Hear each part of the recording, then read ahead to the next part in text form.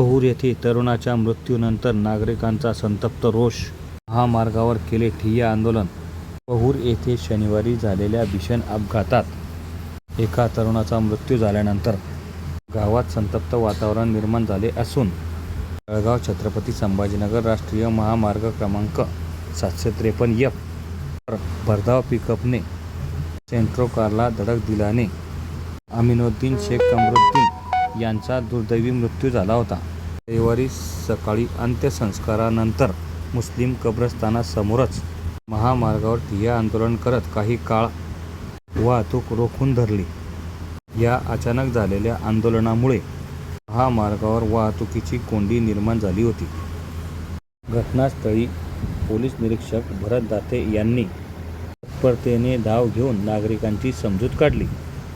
दरम्यान स्थानिक प्रशासनानेही नागरिकांच्या भावना लक्षात घेत आवश्यक उपाययोजना करण्याचे आश्वासन दिले. श्री रवींद्र लाठे, RL न्यूज, पहूर तालुका जामनेर जिल्हा जळगाव.